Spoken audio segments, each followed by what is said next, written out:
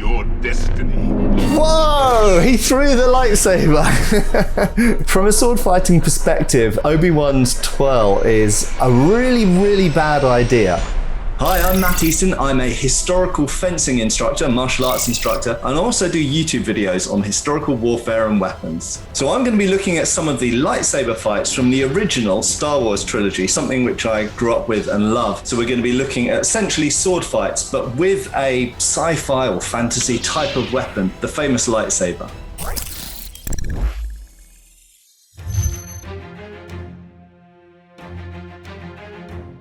So we're watching episode 4, A New Hope, and it's Obi-Wan Kenobi versus Darth Vader. It's interesting, Obi-Wan holds his lightsaber in quite a sort of kendo stance, and in fact so does Darth Vader here. There's nothing particularly flashy actually. This fight has been criticised by some people as actually being a little bit on the boring side. Funnily enough, I think that's one of the things that gives it a certain degree of credibility, because there's a lot of talking going on and you get the sense that they're both fighting very, very cagey. They're both very wary of each other and they're using very tight kind of classical form, inspired to some degree by kendo. Oh, a bit of a twirl there. So, from a sword fighting perspective, Obi-Wan's twirl is a really, really bad idea. Lots and lots of people talking about movie sword fights criticize twirls. Now, the funny thing is, and the thing which not that many people necessarily know, there are situations in historical fencing treatises, in other words, the manuals, the actual texts that teach us about how people were actually using swords back in the 14th, 15th, 16th, 17th centuries. And there are techniques where you turn your back on the opponent. There are spins, there are turns. So it's not right to just categorically criticize turns done in the right way, in the right context, in the right moment. But in this particular case, I would say this is not an example of a great moment to turn your back on the opponent, because his weapon's right there. Actually, all Vader really had to do was just drop the blade of his lightsaber and Obi-Wan would have been dead at that point.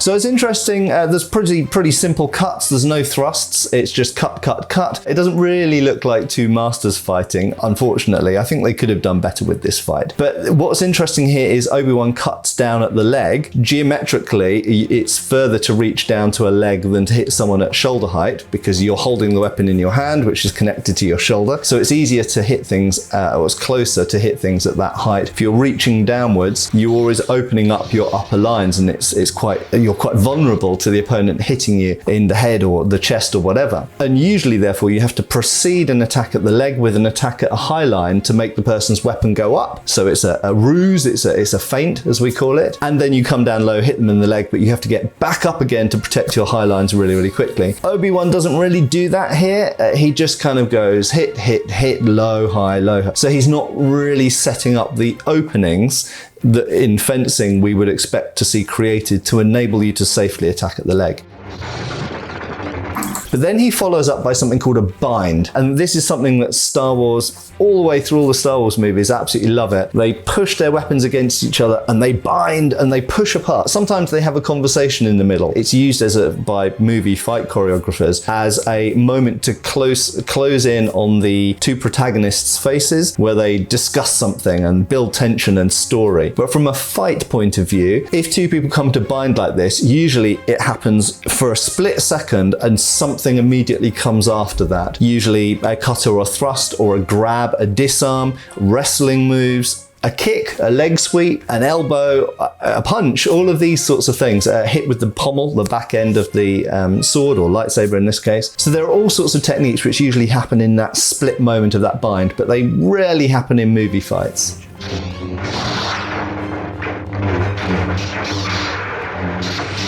So it's interesting here, there's actually some nice blade on blade, if we call it that. I don't know what you call a lightsaber blade, I guess it's a blade, but blade on blade contact where they go backwards and forwards. And this is actually quite nice, and there's a concept in medieval German longsword fencing called fühlen, which just means feeling, where you're feeling out the opponent's blade. And it's really, really nice, because so far in the fight, it's pretty much just being cut parry, cut, parry, cut, parry.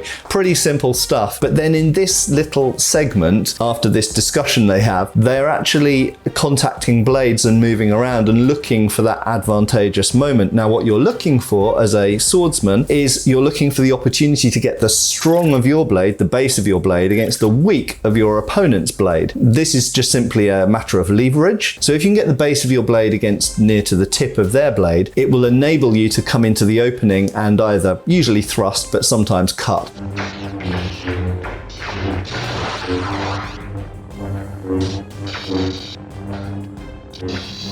Interesting that Obi-Wan's doing some little circular movements here, which look a little bit like a circular parade or parry, as they're called in 19th century and modern foil sources. So if someone's got their point on line towards you, that's a threat, and you can do a circular movement around the blade to essentially bind it and push it off to the side. That's not exactly what they show happening here, but I think that's probably what they're representing in this, and it's nice to see a recognizable fencing technique. It's also really nice that we've seen so many cuts in the fight, chop, chop, chop, chop, that now we've actually got some point work and threatening with the point. It reminds us that a lightsaber isn't just a cutting implement, it's actually also a thrusting implement. And in reality, if lightsabers really existed, it may be that actually they'd be most effectively used like a small sword or a rapier predominantly for thrusting rather than cutting.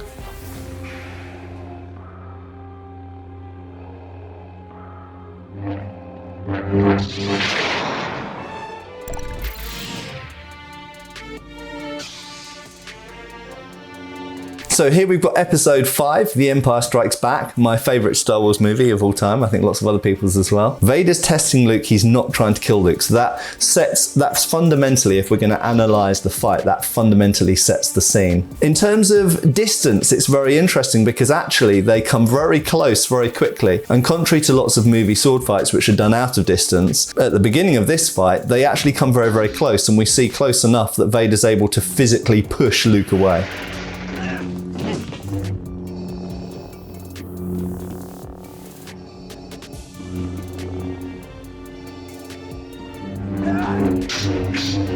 These little shifts of movement are really, really nice. To anyone that's studied fencing, modern fencing, kendo, historical fencing, finding the opponent's blade, finding contact with their blade, finding that bind, finding how they react to things, it's giving you information about how to defeat the opponent. And the fact that Luke's moving forward, aggressive, keen, it tells you something about Luke's resolve and determination. And the fact that Vader's moving back, he's testing Luke, he's trying to learn about Luke's style. But the most important thing from a fencing point of view is they're maintaining distance. So their blades are crossed, they are therefore in hitting, striking distance with one step, with one lunge. So the distance here and the tension's very, very nice. So when Vader chops through that beam, I have to say, so I love Empire, my favourite of the Star Wars movies, but that is one of the silly things because he kind of overswings and it's almost like he's trying to prove a point, and he does for a moment turn his back on Luke, which is not usually a good idea unless you've got some specific technique in mind. You have learned much, young one. You'll find I'm full of surprises. So Luke says, "You'll find I'm full of surprises," and then gets disarmed. So it's kind of like he's really cocky and he's really, cocksure and brave, we have to say, but he's not a very good fencer yet. Vader is just playing with him. Can destroy me.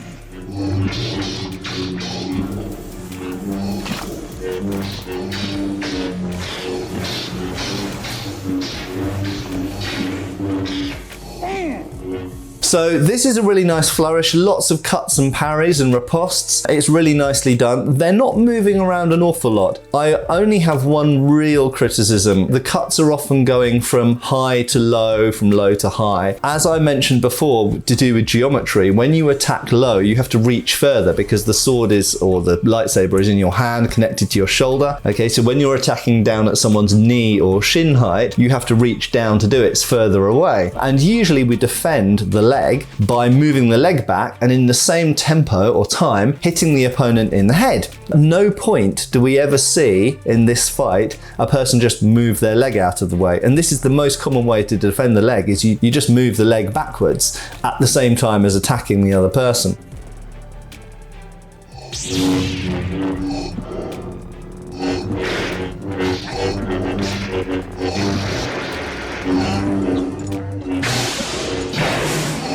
So I think there's a change in the tempo and the feeling and the tension at this point. You have to recognize that this isn't one big sword fight. This is two different combats. It's the combat up until the point where he tried to freeze him in carbonite, where he's trying to capture him. That failed. So he now quickly has to think of a second plan. His second plan now is to physically incapacitate Luke. And that means that the nature of the fight has changed. The choreography actually represents that in this fight, because he's gone from toying with Luke and kind of herding him like a sheepdog to now he's actually trying to injure Luke. And if you look at the way that Vader's fighting now, Vader's now fighting to wound. I won't necessarily say he's fighting to kill. I don't think he is, but he's definitely swinging for the fences now. He's hitting harder. He's more furious. He's doubling up his attacks. Luke's now on the defensive. But I love the fact that he's hitting everything around. And this is often something that's not really dealt with in movie sword fights, is that if you're in an enclosed space with railings or walls or ceiling, you hit things. And anybody who's ever owned a sword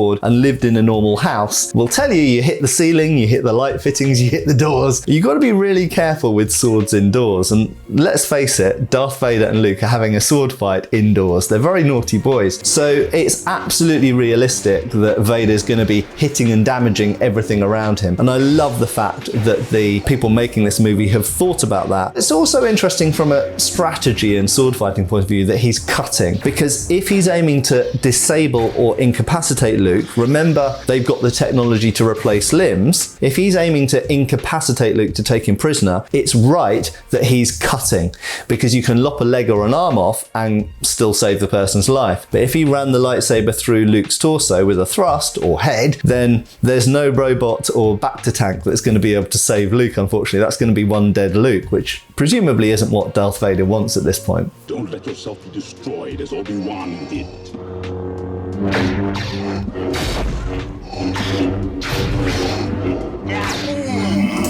So I absolutely love this bit because it's furious. It looks like a fight. It looks like people who've got laser swords, plasma weapons that can chop through anything, who are really swinging for it. They're both desperate now. They're both actually in fear of their lives. Even though Vader doesn't want to kill Luke, Luke doesn't necessarily know that. In fact, he doesn't know that at all. And I love the fact that Vader's armor gets hit, because all the time up until this point, if you're someone who loves armor, a geeky armor lover like me, then you're wondering, does Vader's armor actually work? Is it actually real armor, or is it just a costume? And here we see he gets hit on the shoulder with a lightsaber and he gets wounded a bit, but it doesn't chop his arm off.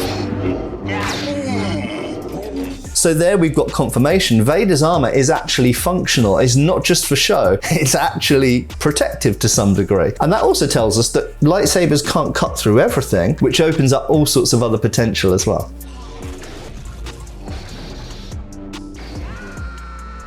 And boom, there we go.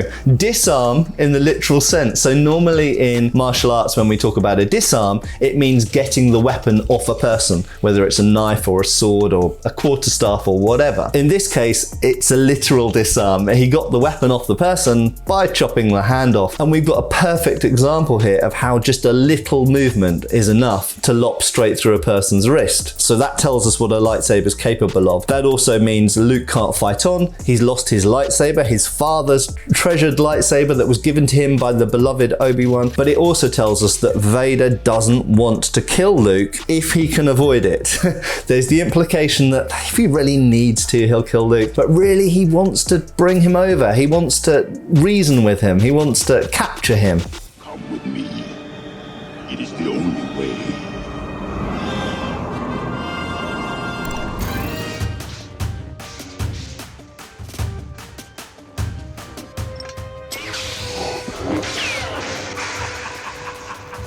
So this is obviously yet again a completely different context, because we know that Vader wants Luke on his side now. We also know for the first time, I think in this movie, that Vader has ambitions to supplant the Emperor. So his motivations are very conflicted and complicated at this point. He's certainly not out to kill Luke in a simple sense. This isn't a duel where two people just want to kill each other. Vader is conflicted, and Luke is conflicted as well, because Luke, of course, now knows that Vader is or was his father, and he hopes to try and bring Vader back to the light side. So what you've got here is two people fighting each other who potentially don't at all want to kill each other, but equally probably don't want to die themselves either at this point. Right, so we see very frantic cutting, parrying. If we think back to that fight between Obi-Wan and Vader, now we've got a completely different type of fight. That was very cagey, it was very point forward, it was two people moving around, not very much. This is now frantic and furious, but there are a lot of other things going on. And we have to remember that fights don't happen in a vacuum, at least not normally. There's usually some other external context to that fight. So in Obi-Wan versus Vader, the context was that Obi-Wan was waiting for the right moment to sacrifice himself in front of Luke, and Vader had commanded the stormtroopers to not get involved. So essentially Obi-Wan wasn't having to be aware of his surroundings. In this situation it's completely different because Luke is under threat from the Emperor, from Vader, from potentially stormtroopers or other people getting involved, and there's a battle going on outside this space. There is a huge space battle to decide the fate of the galaxy. There's so many things going on at the same time, and Luke knows he's against the clock. He knows they're trying to destroy the second Death Star. So many things going on. So he's being fast and furious and, as I say, fighting against the clock as well as against Vader.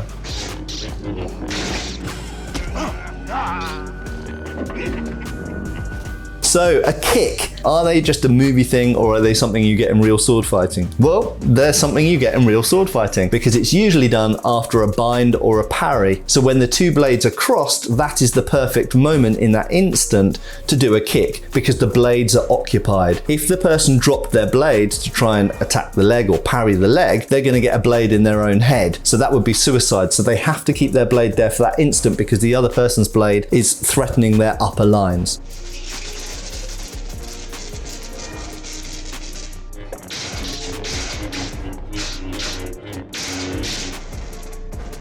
So in terms of the cuts and the parries, really nothing awfully interesting to say about them. They are slightly out of distance. So for those of us used to doing martial arts or fencing, you can see where the blades in relation to each other are, this is being choreographed slightly out of distance as Luke's walking backwards up some stairs. And actually a lot of those cuts that Vader's making are not really in distance to actually hit Luke. Nevertheless, the basic movements of the sword are fine.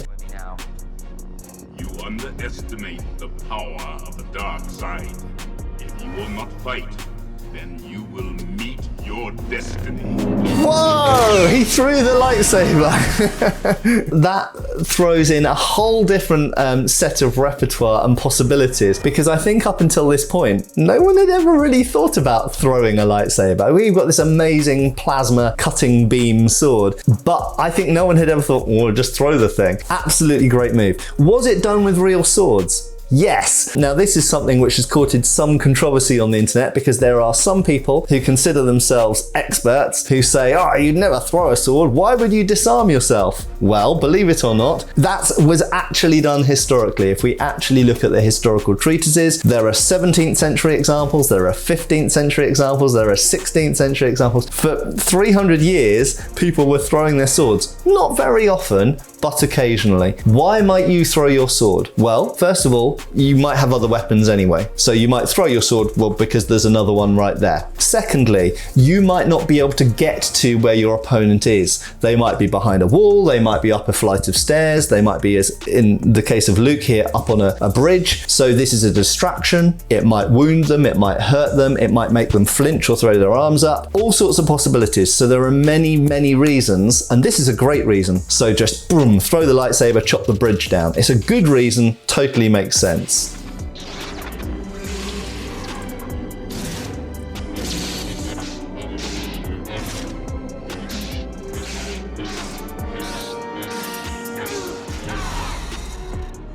So there are many interpretations to this. From a fighting point of view, what it physically looks like is, number one, it looks like Vader's getting exhausted, or that he's got some injury to speak of, or secondly, that he's given up, that he's morally given up, that he's somehow decided he's not fighting anymore, he's not prepared to injure or kill Luke. And so this is actually a very complicated bit of the fight to analyze, because from a technical point of view, Luke is not fighting better, he's fighting more aggressive, but we know Vader can handle that. He was way more aggressive at the beginning of the fight, because when you watch this fight, watching it from a martial arts point of view, a fencing point of view, Luke shouldn't have beaten Vader then. Possibly the original story writers, they wanted to show Luke finally learning how to harness his fury and his anger and defeating Vader that way. And I think that's probably what they intended. But the way that the fight looks and the way that Luke is flailing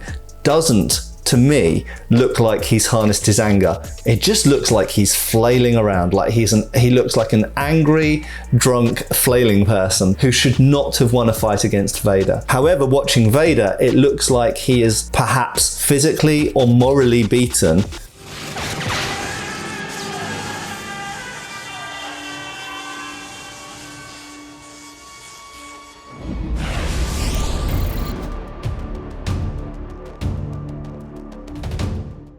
I would say that Star Wars movies come from a mixture of European stage fencing traditions with some Japanese kendo specifically thrown in for good measure. Looking at this trilogy in isolation, I do really like how the progression of styles does tell a sort of story, and how certainly if we just look at Luke, you definitely see him go from someone who knows nothing to someone who knows a bit of, he thinks he knows more than he does, to someone who actually is able to fight toe-to-toe with one of the best swordsmen in the galaxy. So I think that from a storytelling point of view, it's pretty much perfect. Even if there are simple things like distance and leg cuts when there shouldn't be leg cuts and binding on the blade for too long. There are simple, typical things that we could criticize from a martial arts point of view. But I think from a storytelling point of view, it's great. Oh my God, did Obi-Wan just take the high ground? It's over, Anakin! I have the high ground! He did! He took the high ground! Make sure to check out our sword expert reacting to the prequel trilogy coming next week, Friday on the 8th. And for more expert reacts, feel free to click on our playlist for even more great videos.